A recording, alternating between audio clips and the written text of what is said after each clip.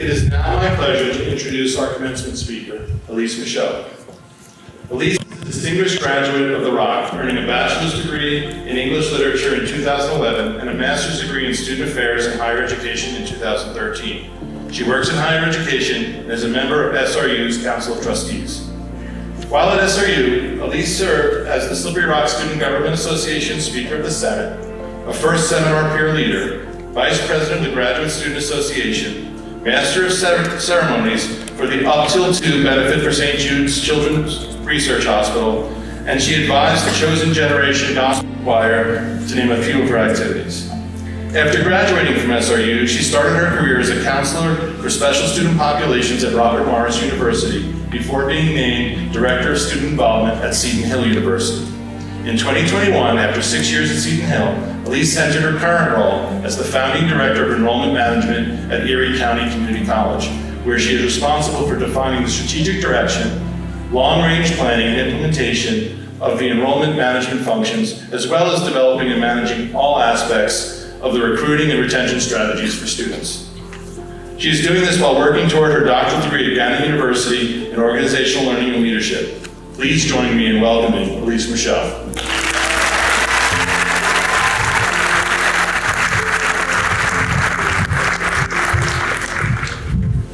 Good evening to each and every one of you, but especially to the soon-to-be Rock alumni. My hope is that you enjoyed every minute of your time here, that you've made some new friends, learned a lot, and that you went through some trials and tribulations that made you not only stronger, but wiser too. In his letter asking me to take the podium this evening, President Barry used the term encourage. What he may or may not know is that I call myself the encourager. Therefore, my plan is to encourage you tonight. So, because like any other millennial who understands the assignment, that's what we're gonna do tonight, all right? All right. Before we get too far into things, you have to keep in mind that I was raised in Black church. And in Black church, you always have to talk to your neighbor, all right? And so we finna do a little of that this evening as well, okay?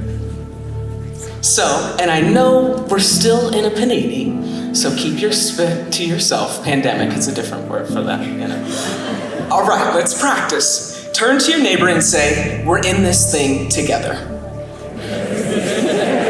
Oh, you did so good. I graduated with a bachelor's in English literature, so I love me a good quote. And here's a quote that I live by. You ready? To whom much is given, much is required. Come on, turn to your neighbor and say, to whom much is given, much is required. It's almost like you practiced before we got here. As you heard, I work in higher education, and in my second big girl job ever, I was tasked with ensuring that we not only had events, but that students knew about them too. Cool, I could do that, no problem. At that time, it was 2016, and I had asked to take over the Instagram account. I knew that social media was going to be a great way for us to share about our events. As you can imagine, it was rough. The folks running it prior to were taking pictures of flyers on corkboards and thinking that would suffice. I knew we needed more. First, I started taking pictures around campus and at events capturing the heart of campus. Slowly but surely, students started following our page and expecting to find out what was going on around campus. Before I left that role just last year, we had built a team of students who would jump on Instagram stories and post to get their peers excited about all the events happening. I was most proud of how diverse our team was. Student athletes and art students, gay, straight, Black, brown, they all saw themselves in the work we were doing. And I learned in that position that most things were more successful when we involved our campus partners. We used it to share not only about student activities on campus, but our campus partners' happenings as well. I realized that this made everyone have a vested interest in what it was we were trying to accomplish. So, Turn to your neighbor and say, no one has done anything good by themselves. Yeah, you sound good.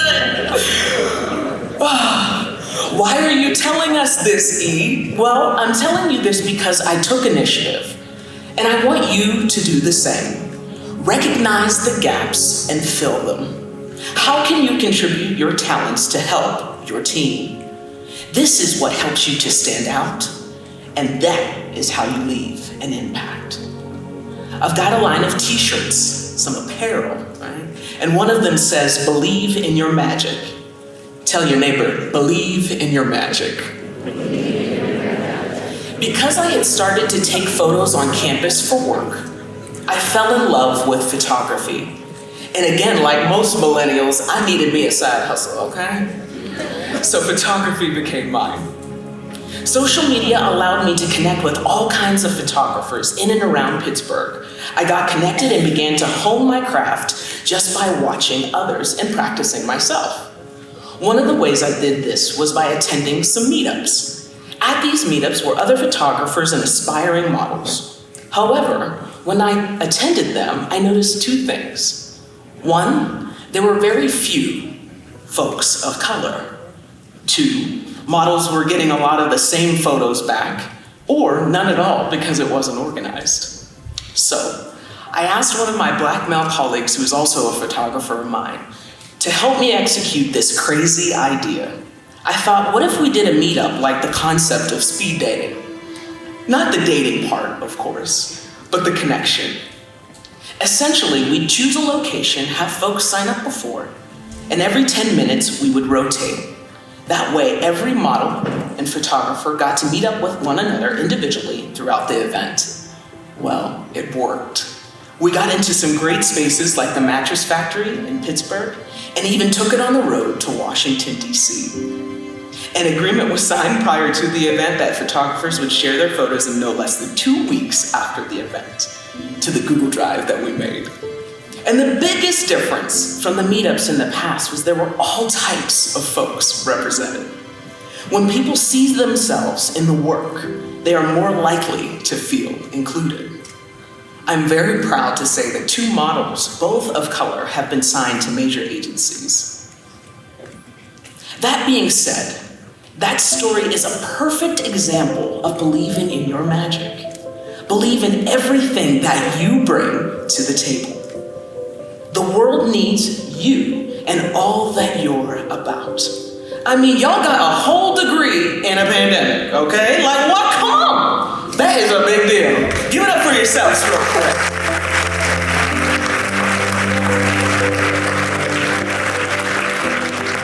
I know I couldn't have done it. I was sure I know. Okay. May I also encourage each of you this evening to talk to your neighbor. One of the other sayings I have on my t-shirts is be the difference. You know what's coming at this point, right? Tell your neighbor, be the difference. Yes! When George Floyd was murdered, my soul was grieved. Had the world not been stopped, the outcry just would not have been as loud. I think it was a rude awakening for many, but a moment all too familiar for the Black community. Wanting to do more than just complain and be upset, I again used social media to share my heart. I recorded myself about how many moments like these affect Black folks, more than people realize, because George looked like a cousin, a brother, an uncle, a father to us. No longer was I interested in posting just a hashtag. I again wanted to do more. I thought, what am I good at? How can I help? My good friend who is a videographer, I mentioned he's a white male, saw my video and messaged me. He said, Elise, I saw your video. I want to help. I don't know what else I can do at this moment, but I want to help you however I can. So we met up once a week for about a month, making videos talking about how we can create change. It was an awesome collaboration. I also asked 2 female colleagues of mine, one Black, one white, to jump on a Zoom call with me where we could talk weekly about current events. We encouraged others to join us on this Zoom, and they did. We used this opportunity to educate and share different perspectives with one another. It caught on. It caught on so much so that it opened doors for us to do implicit bias training at a local museum for their staff. You can sit around and complain, or you can mobilize. I'm encouraging you this evening to put your energy into action to make change. Just like we're doing tonight. Talk to your friend who doesn't worship like you, vote like you, look like you. Why? Because that will broaden your perspective and worldview. And that is a practice I hope you have started here at SRU. We are living in a time where folks believe what they believe and aren't interested in hearing anything else.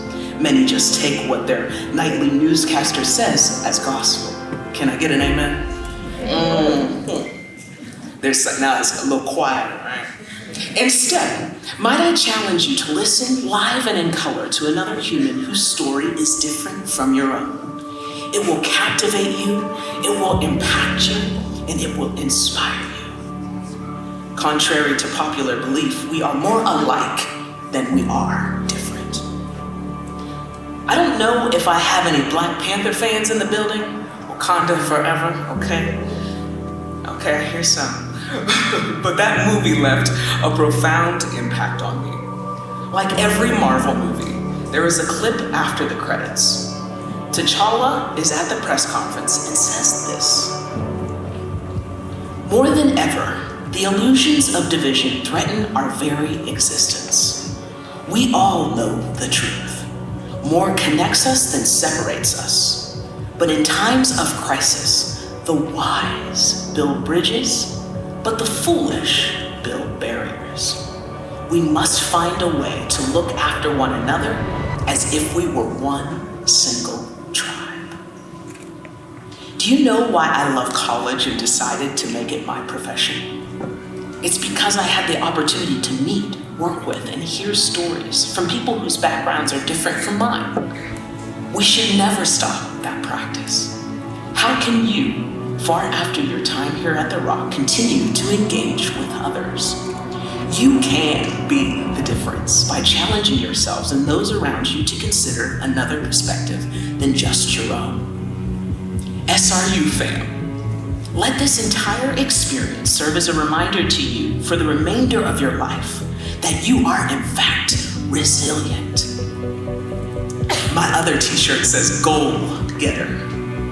Y'all have heard those shameless plugs throughout this talk, right? So you can get your t-shirt at emashow.com. Just throwing that out there. All right. Back to the script. Okay, here we go. You are someone who can put their mind to something and complete the task. Just like me this evening, y'all understood the assignment and you got it done. And that is something you should be forever proud of. You've heard a lot about me tonight. And I hope you remember that this queer little Black girl from the little town of Connellsville, Pennsylvania, never even thought she was going to attend college. I am no different than you, I'm no better than you. All I've done since being in your shoes is seize opportunities and ensure that I brought other smart and amazing people with me when at all possible, because they've done the same for me.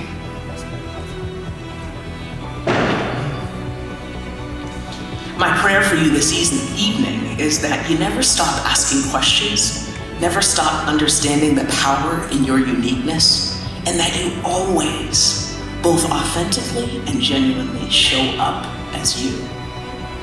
I believe it was the great philosopher, NFL wide receiver Terrell Owens, who said, "I love me some me." And that's energy I can certainly get behind. The world needs compassionate and hardworking people who get it, and that is you. You might remember at the beginning of this speech, I shared with you my favorite quote: "To whom much is given, much is required." Growing up, I loved listening to folks like Oprah Winfrey and Maya Angelou and Barack Obama give speeches. I wanted to be a speaker just like them. I began putting it into the atmosphere that I wanted to be a speaker. Well, because to whom much is given, much is required, there were lots of moments or smaller talks that I had to give to prepare for this big or much moment right here. I'll leave you with this. What is required of you so that you can get all that is meant to be yours? Speak it into existence, write down what it takes, watch it unfold. SRU fam, may I be one of the first to welcome you into the alumni family. I personally can't wait to see what you do next. Thank you.